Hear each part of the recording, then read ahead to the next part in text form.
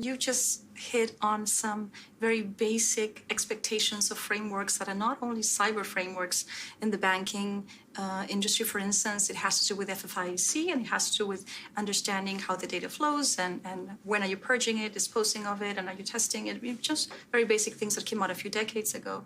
But let's talk about ownership of data, because we have grown up thinking that the organization owns the data. However, that has changed, right? So in the world of privacy, you see it differently. How does that work? How during a ransomware attack, do you see individuals latching on to, or at least those affected within the data would say, well, but we own the data? It's a tricky area, because in the past, here in America, primarily, we have not attributed a lot of value to our personal data and our privacy. It's been something that we don't take it as seriously as many and maybe the EU do, and treasure it in that way that it's like to them a fundamental right. To us, it's something to barter, right? To make things more efficient or quick or whatever. So companies have built upon that and said, well, if they don't care about it, then we don't care about it. It's ours. We collected it. We're going to use it however we want. And if something happens, then, so be it. Now, that's where the what we call the breach notification laws came in, right? Because breach notification laws are privacy-based. Typically, they only apply to personal information, sensitive or PII, personally identifiable information. Or in Texas, we call it SPI. Sensitive personal information. Either way, it's personal. It's not business data. It's not trade secrets. It's not, financial records or whatever else. And so our privacy laws, our breach notification laws say if a company is holding this data that belongs to another, it's about them. It's regarding them. So they're the data subject. Then if something breaches the confidentiality of that data by an unauthorized access or taking or use, you have to give them notice of that. That's the essence of our breach notification laws. And so where the challenge comes in is when you have multiple parties to a business relationship. And let's say you have one company that's using the services of another vendor that now is housing or processing that personal information that company one acquired from the data subjects or about the data subjects. And a lot of businesses tend to think if I'm trusting this data to another company, then I'm no longer responsible for it. And that's a problem, because they are still responsible for it. And the fact that they have entrusted it to someone else doesn't abrogate that responsibility to the ultimate data subject. And so, putting it in Dropbox and having your Dropbox get compromised does not mean you can go, hey, no, put it in Dropbox, not my problem. People have thought that for a long time, and that's just not the case. We have added risk by adding parties. That's right. We do, because the best, most mature way of looking at this under the U.S. framework is to look at our HIPAA laws and look at how the concept of a covered entity and the business associates that go downstream from that covered entity. And in that context, the covered entity is always responsible for the data, no matter how many levels of business associates downstream they hand it off to, or that business associate hands it off, or so on and so forth, down to those nth parties. You're still responsible for it. So you've got to make sure you're doing business with trusted vendors, that you're auditing them, and that you're maintaining some level of control and only giving them what they need. The value of the data. We have insurance companies looking at data in a particular way, and then we have organizations looking at it perhaps in another. Could you walk us through how a lawyer sees valuable data? Absolutely. And I think there's one more point to add on to this that ransomware took care of. So from probably 2013, right around the time of the Target, Home Depot, Neiman Marcus breaches, till several years, when I would talk to companies about this cyber risk, I would always get pushback of, but our data is not that valuable. We're just insert whatever name company here, or we're just a small company. We don't have data that's that important like a Target or a Home Depot.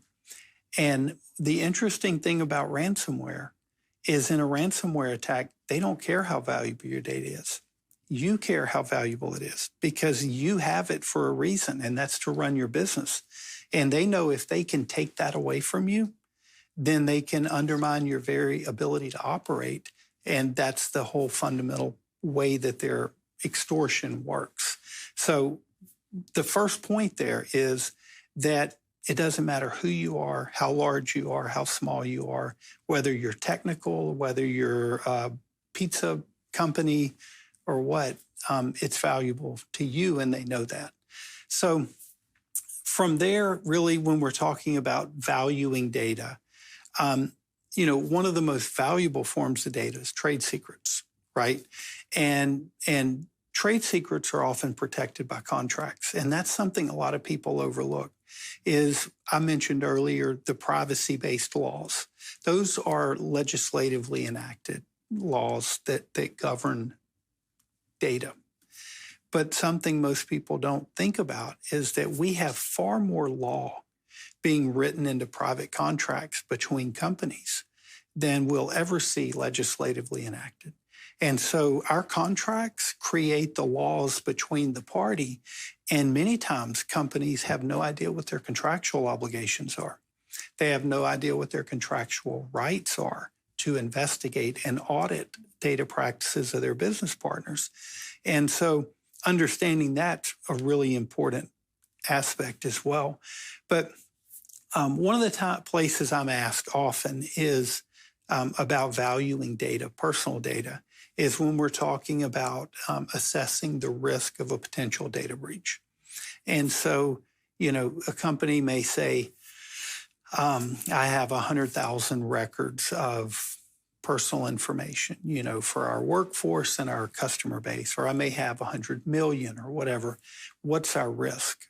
And a lot of people like to go and pull like the Ponemon statistics numbers and go, $200 and something per record, right?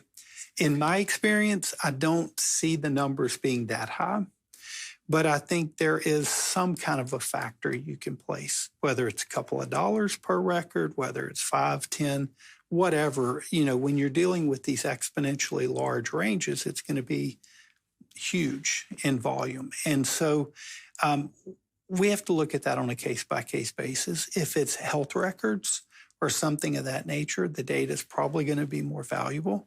It's probably going to be more valuable in the black market, which means there's a higher likelihood there will be fraud with it.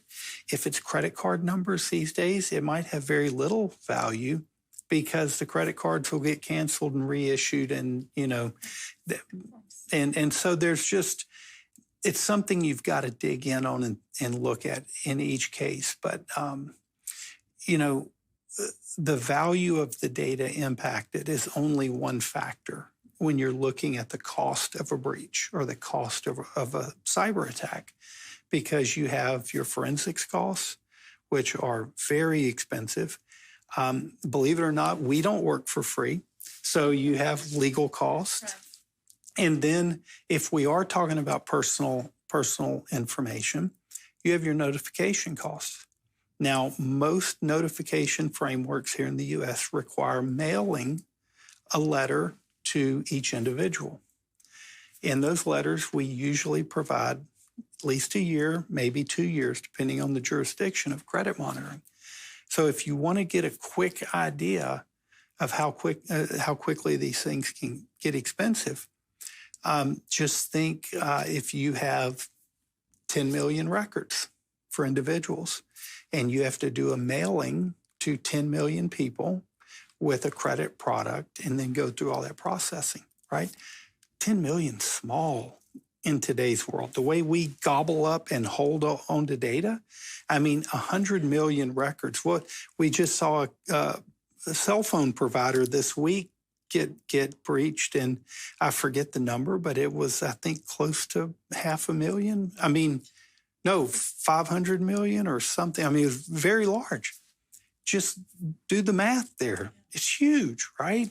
And so when we're looking at these costs, it's easy to see how quickly they get so catastrophically expensive. Back to the value of the data as well as the ransomware trends.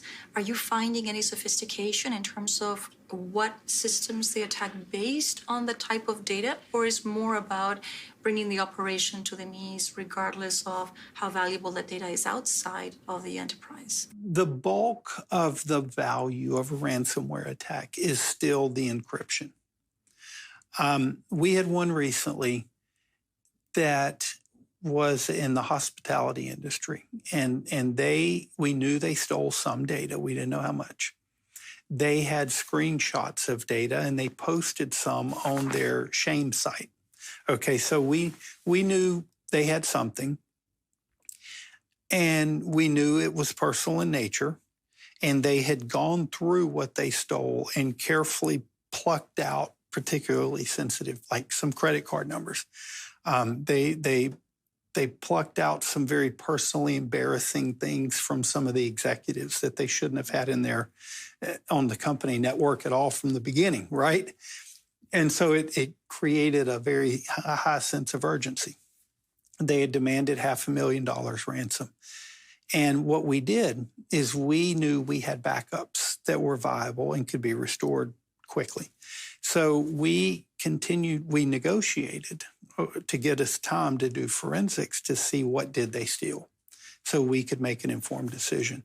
And when we were able to tell them we no longer need the decryption key, the price dropped from $500,000 down to around $100,000 because they knew that's the big leverage point, right? The sensitivity of the data is not that important anymore. And so in this particular case, we did forensics. We found out through pretty reliable information that they only had stolen a small amount of information, and they captured some screenshots to make it look like they had more than they really had. And so that helped us to negotiate further and deal with them. But in some cases, when they know they have something particularly sensitive and particularly important, like a customer database, with all the, sensitive data points in there about individuals, then they're going to demand a higher price. And then there's one other factor here. I'm a huge believer in cyber insurance. Every company should have cyber insurance. The amount of data you have, the type of data, all of that goes into how much coverage you need for the reasons we talked about. But one of the things they're doing now is the bad guys are getting in and looking for insurance policies in your network. They're looking for your financial statements. They're looking for anything they can find to help inform them how much the company's capable of paying. And then they base their demands on that when they can find it. Fascinating. It is. I mean, we still have in our mind this notion that these hackers are living in a tent on the side of a mountain somewhere. These are sophisticated business operations. They have a distributor, affiliate marketing type model set up. They have websites with customer service portals where you can go chat with them. I mean, it is a sophisticated business that they have set up. And they're going to do everything they can to try to maximize their profits.